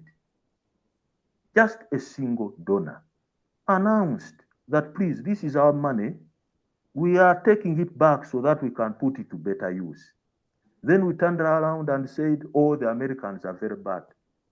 But that wasn't backed up by austerity measures. It wasn't backed up by reality from our side. Our corruption continued. Our economic waste continued. The extent to which we close our borders to the goods that are coming from elsewhere continued. In other words, so long as we fail to get a proper economic logic that can make our economies competitive. Of course, others have suggested trade. Others may the other discussion suggested massive industrialization. So long as we fail to get that logic properly, we shall continue blaming almost everybody. We shall shift from the external and blame ourselves. And then when we get exhausted of blaming ourselves, we shall turn to the external. A sort of conundrum that is not helpful, okay? Sort of conundrum that is not helpful to persist. All right, Prof. Sorry to cut you short. Can I chip in? Please? Okay, I'll give you now, Prof. I just want to make sure that I acknowledge my viewers here. There is Mr. Adu from the Africa Peer Review Mechanism. I think that's what it means. I would like to thank the organizers for inviting me to this very critical meeting. Thank you also, Prof. Onalena. Sorry, Onalena. Okay, so Prof, I'll just say, Prof. Yeah, okay, Ona. Okay, for the insightful contribution, we need to speak to ourselves. We need to build a strong African network of private sector, Africa multinational, firms, strong Africa civil society network, and Africa civil society organization, and so on. So that's an appreciation there, Prof. As you are now transitioning to respond to that, as soon as you're done, I want us to address this question, and I'll come to you, Edward, after Prof. With South Africa's G20 presidency coming this year, what practical steps can African countries take to shape their global economic policies and avoid being sidelined anymore? So how can trade, investment, and all these things be used to influence? Professor Silurane, let me hear your thoughts. Yeah, I suppose because I wear two hats. Yes. I have retired from academia full-time. Yes. I no longer teach. I do gardening instead. And I've always been an activist. The last 42 years of my life, I have been fighting. I don't like being sidetracked by people throwing problems at me. Mm. I need people to be talking solutions. Solutions. How do we solve? Not, oh my God, you know, you have these donors, they have interest. We've known that. We have done research on how the interests of donors and multinationals have impacted on our lives. We know that. It's not a secret. We know that our politicians have been bought. It's not a secret. Now it's how do we as citizens mobilize to hold our politicians to account? We must identify where we want to go before we start with institutions, right? What will it take to achieve what goal? We know that really since before independence and throughout, you know, the various liberation movements in Africa, every time African thinkers have come up with solutions for Africa, they have always been hijacked. But sometimes we focus so much on the narrative of people doing us harm that we forget our own agency. Mm. What must we do is what is important. Just now, Donald Trump, yes, our politicians and some of our NGOs that are donor dependent are crying tears. But Donald Trump is also giving us an opportunity to say, what can we do for ourselves? How come a continent where outside external assistance only accounts for, is equivalent to 10%, 10% of our wealth, and we are still crying, oh, we don't have finance. Jesus, we have the finance. We just have to utilize our brains to make sure that we transform those natural resources, that wealth, so that it stays in our hands and that we can self-finance. When you look at how many, look at the global south. When the LDC, the least developed country category, was created by the United Nations system in the 60s, with the first development decade, there were so many countries from the Far East, many countries from Latin America, and of course, many from my country was one of the very first. Remember, it was one of the poorest of the poor nations of the world. Look at that LDC category now. Everybody except the African wants to jump out of that, because at the end of the day, those many years of aid have created dependency, have not adequately assisted us to build institutions that will serve our nations. And we are still crying out for those crumbs that simply allow people to take resources. When are we going to wake up to thinking solutions instead of thinking, oh, we don't have the resources, we don't have the financial muscles? Why can't we have financial muscles when people take away 90% of our resources, our wealth out of the country? Where are our brains as academics to say, how do we ensure that, hey, but even half of this would transform the continent? Other people will have their interests. We need to strategize how we deal with those interests if they do not align to our interests. If we build institutions, if we build citizenship, that can adequately hold political elites to account. Why do we bother to have elections if we do not have the moral courage and the moral conviction to ensure that it means we can hold our leaders accountable to us, not to the donors? As long as we are contributing zilch, we are not important to our political leaders. They get bought by others. We are not utilizing the powers that we actually have, because the narrative is still that of what the donors are utilizing to enslave us. Let us get away from that enslavement and find the solutions. What do we want to build for us? Wow. And therefore, what institutions can deliver? Not to build institutions and say now they will deliver. No. We have to have goals. We have to believe in ourselves. When I go to an academic conference in Uganda or in Dar es Salaam or in Dakar, I look for young people, young Africans, to say now, who of your relatives are into farming, into mining? Even if in the mining sector, we know our mining sector is dominated by external agents. But at least if they have a foothold in there as suppliers or whatever, they have an inkling of what happens in the mines.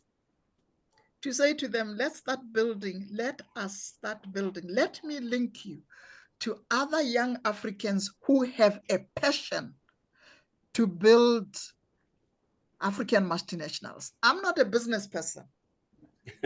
All right. Yeah, but as a sociologist, I know how business means human beings, right? It means human agency there. You put your mind to it. How do I link this to this so that they mutually benefit? I have now young Tanzanians, as I speak, pushing their governments to say, now, look, this thing of saying Tanzania first. Tanzania is small. Why don't we recognize other Africans as Tanzanians? So that when we say foreign, we mean outside the continent. And when we say local, we mean Africans. So that way we enhance intra-African. It's not just something that our politicians go and speak about at the AU meeting, which is financed by European Commission. But young Africans who say, now give us as politicians, give us the space. Let's have the policies that will facilitate me working with a Motswana young person to build a company that way. Agenda first, institutions we then think about. And then let us focus on problem solving and stop lamenting. Lamentation will not deliver. It won't deliver us. No. I think you said a lot. One of the things that you said is that we focus so much on people who did us harm that we forget our own agency.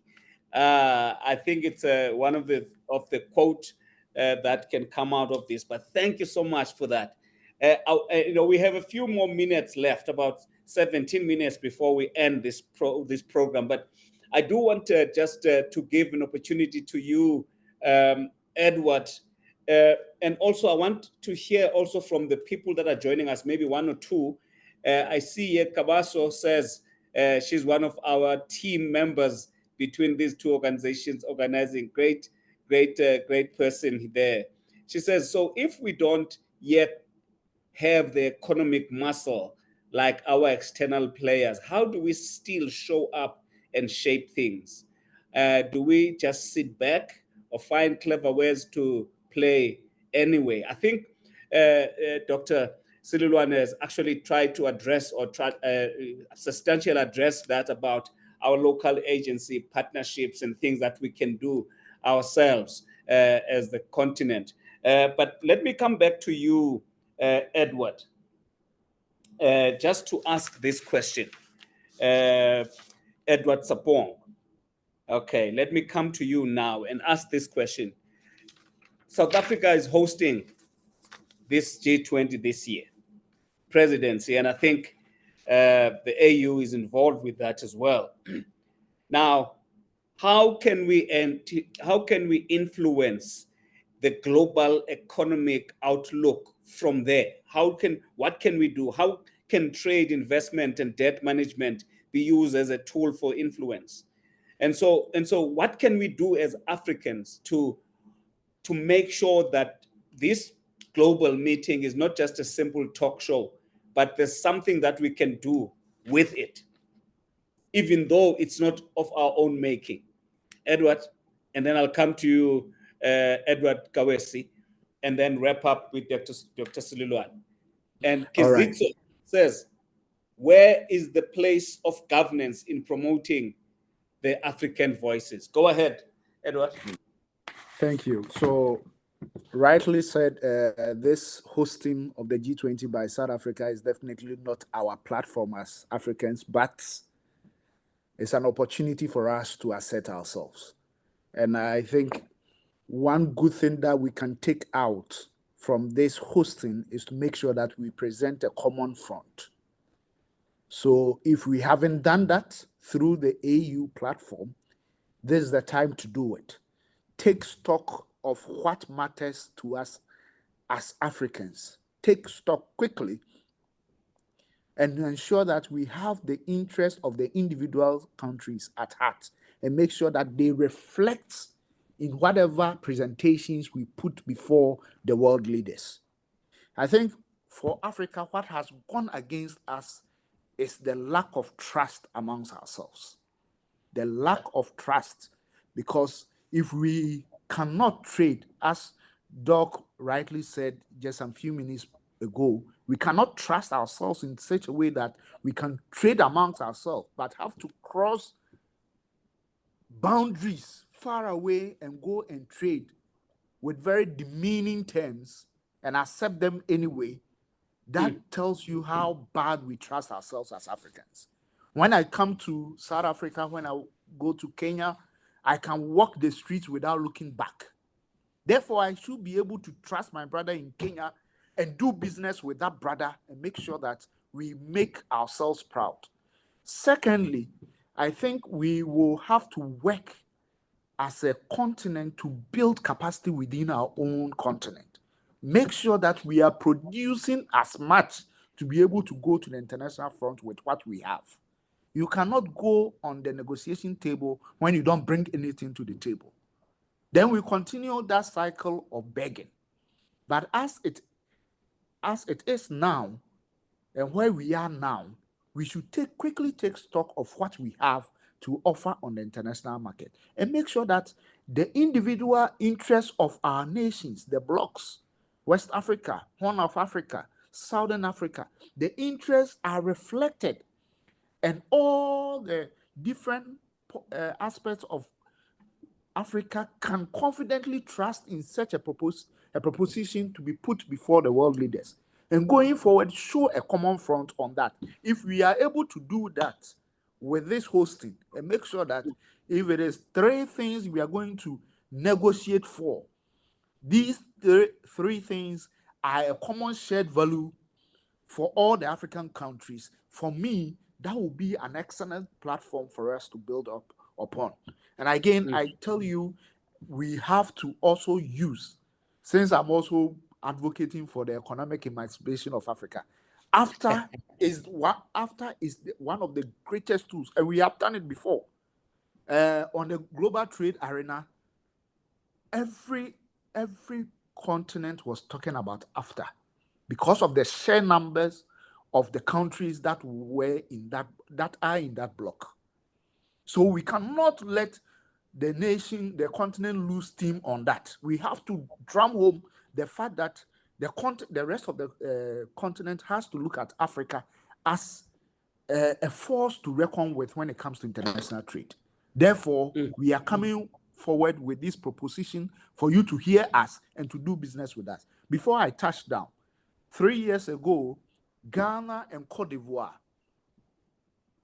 two of the world's leading cocoa producers, sat down and said, now on the international trade on cocoa business, we are going to present a common front.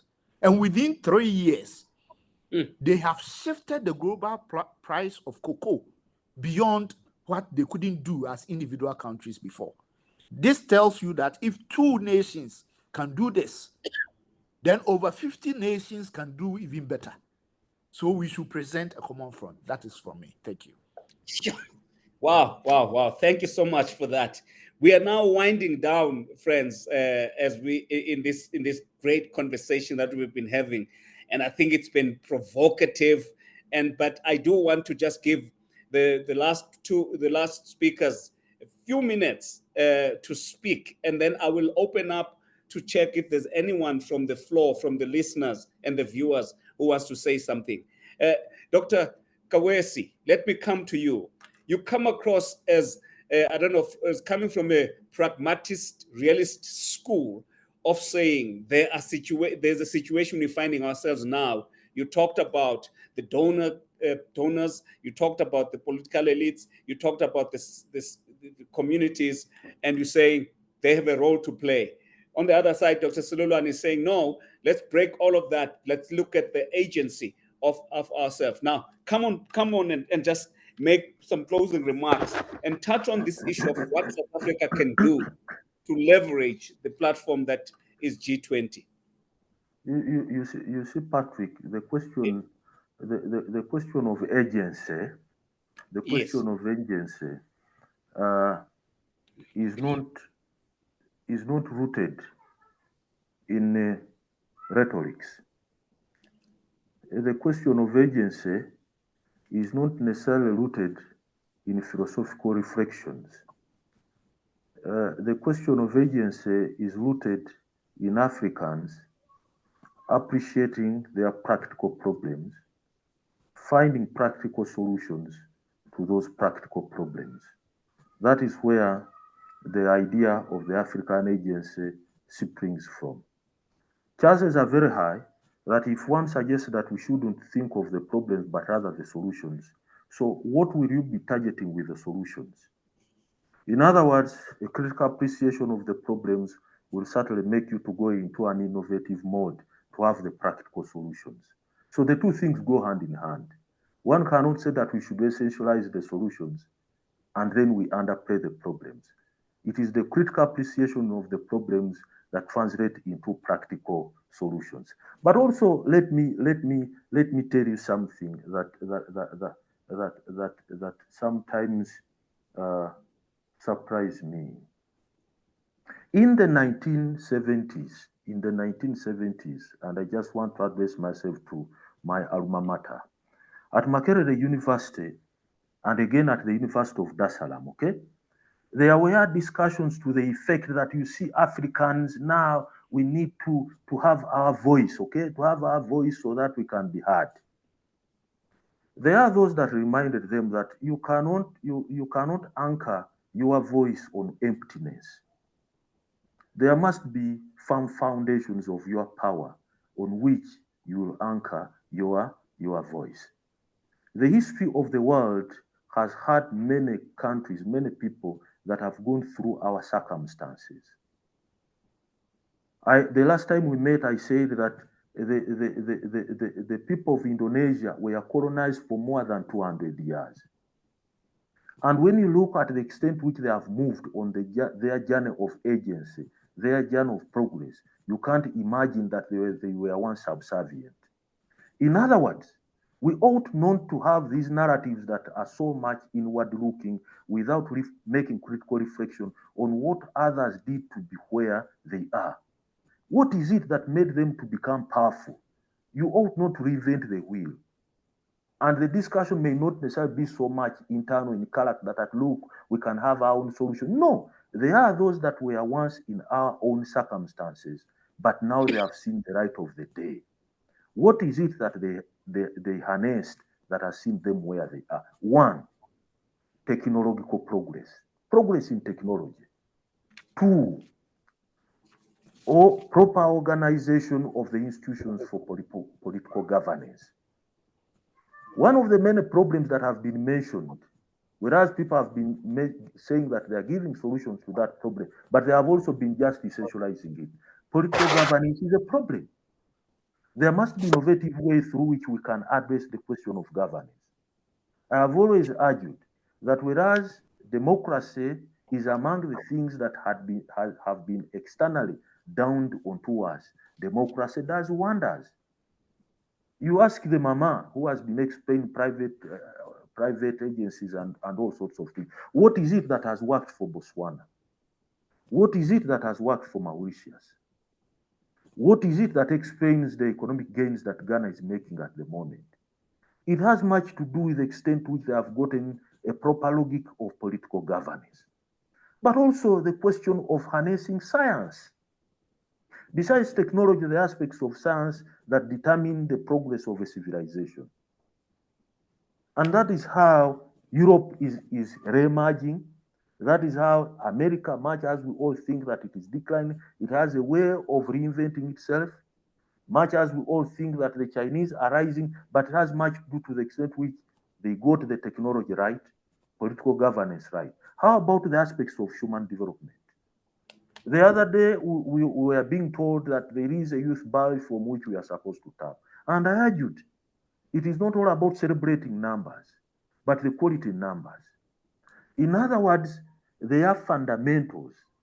They are sources of power that ought to be harnessed within the African self for us to say that now we are talking of the African agency. And I suggested, to wrap it up from my side, I suggested that regardless of how eloquent we can be on most of these issues, the most important point from which we are supposed to spring is industrialization. Talk about your private sector, talk about your civil society. Without a firm foundation of industrialization within the African self, we shall be just talking. And I've never seen people who have ever talked themselves out of poverty or out of subservience. It takes hard work, and industrialization is a reflection of hard work.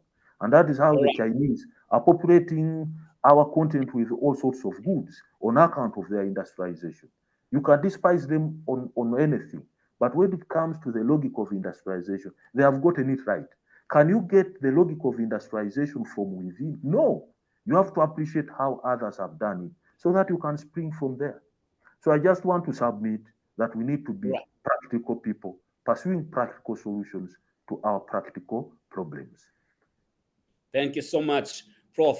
We'll ask Dr. Sululo to take the next 2 minutes to wrap up because we only have 2 minutes. Yes, you can unmute. Can you unmute that, Doc? Thank you. No, Dr. Kawesi reminds me of one of my economics professors when I was doing my master's. He warned us that, you know, when you create ducks out of clay, you can shoot them one by one because they will sit there waiting for you to shoot them down one by one. But real birds, the minute that gun goes, they all disappear from the tree. So you'll be lucky to hit 2. So for him to turn my argument that we can't be just lamenting, my argument is that Africans love lamenting. When it comes to how do you then turn that lament into action, they have nothing. Do you know how many people, how many Botswana, how many Sudanese, how many other people go benchmarking? Whenever it says, you know, Singapore has done that, you know, there are plane loads of Africans going to benchmark and they come back with nothing. They'll have eaten, they'll have been shown nice things, and they don't turn those ideas into action. But that that what has much to do with their brain. That is the problem of their brain. That is what happens when people just try to copy without finding solutions at home, without saying, within the African continent, how did this one get it right on this particular area? Well, but we'd rather go far, far, far, far. But let me show you what happened. You see the Far East, Latin America and the Far East. They were lucky that up until really up until the oil crisis of the 1970s, remember the terms of trade greatly favored natural resources, primary goods. They were in our favor.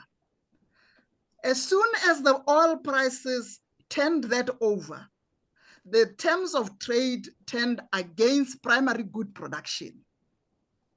Now, the other parts of the world, of the global south, had already gotten into the industrialization mode. So when the terms of trade turned in favor of industrialized goods, they sailed. Whereas we were just beginning. We had not got out of the rut of dependency on primary goods. We have to contextualize our problems and not think of them as if there is something fundamentally bad about how we think. We have to say, don't always look at problems as problems, but as opportunities to solve. All right. I am totally against a mentality that says we have a problem, so we must copy from others. And then there is no solution that is given, that this would be practical for us. We cannot correct our governance issues when our political institutions depend on handouts from others and not on our ability to pay tax and therefore make demands. So how do we get out of the how do we get out of the handouts? No, but listen, were you listening to me, Giri? This handout mentality, let us interrogate it. It's only giving us 10%. Only 1 minute. We only have 1 minute. 10%, yeah? Yeah. Why must we chase after 10% and give away 90% of our wealth? Why must that happen?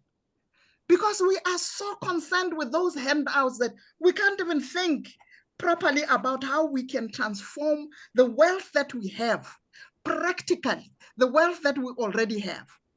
We have not built any capacity. We have not built any capacity to exploit them. Yes. Okay. How do we translate that well? Let's give Edward. Think of the solutions. Don't look for just answers, cheap answers. Think of solutions. Yes. Okay. We have been mining, for example, in the extractive sector.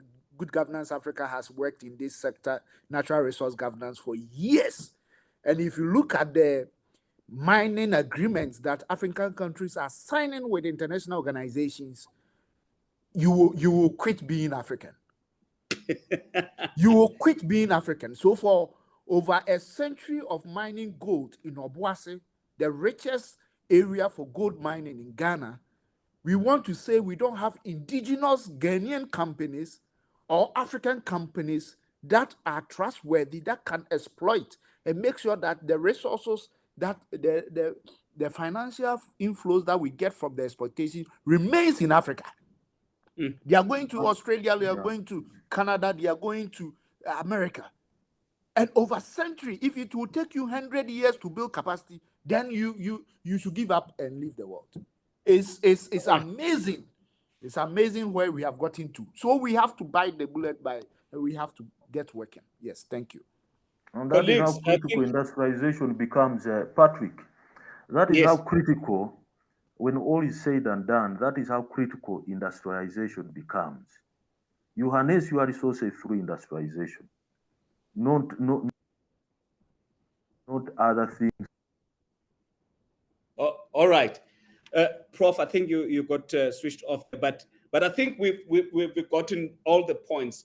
As much, I think the discussion has been robust, and I think from listening to what has been said, it seems to me that the solutions are there. We just need to come together as the continent, if I heard what is being said here correctly. But I must say, colleagues, it shows that the conference that we're going to have at the end of the year is going to be fireworks. because this is where we come with solutions when we seem to be disagreeing, or we see things differently, or when we see we don't see things the same way, or even when we do see the same thing the same way, but maybe with a different solution. So what we are doing here is to having these conversations to really hear what Africans are saying about our own agency and how we can do a lot of things together. There have been a number of metaphors that have been used. For example, set your own table. There's been solutions that have been put forward, like industrialization, human development, beneficiation, governance, and all those kinds of issues. And I think all of the different inputs that have been put here have got to come into this port that we can use as Africans and say, this is what we want Africa to be. And this is how we want Africa to engage with the world. So that at the end, we can remove political corruption. We can improve the lives of citizens. And we can make sure that businesses thrive on the continent. And there's this interconnectedness among all of our countries. Colleagues, let me thank you so much for your time. Thank you for your inputs. And thank you so much for the robust conversations. And I just want to apologize that we have time constraints. And I just want to thank everyone who was behind this. I need to read this one last message here from Beru Lilako. Now, we need to start engaging inwards, intra-African trade, as it is 15%. This needs to be increased to a higher percentage, and so on. So I want to say thank you so much to all those that have made their input, and thank you so much to all those that were here to listen and just be here just to participate in this discussion. Again, we'll announce the next one that's going to be happening.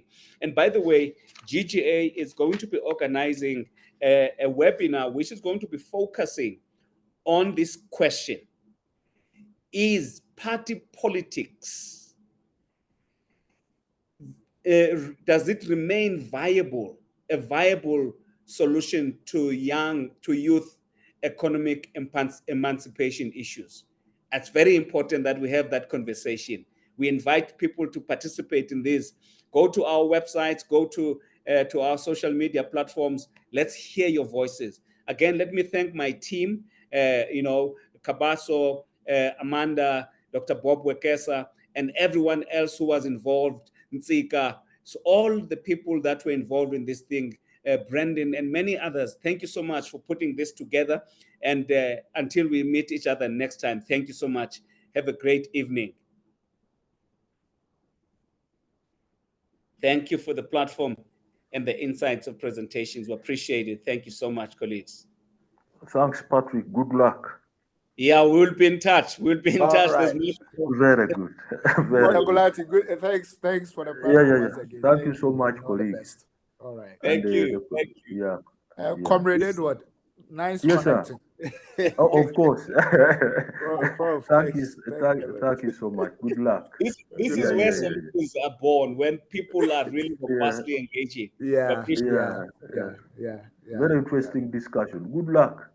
Thank you, sir. Thank you. All right. Thank you, Dr. Sululwane. Thank you, Edward Sapong. Thank you so much, colleagues. Thank you, Dr. Kawesi. Enjoy your evening. Bye-bye.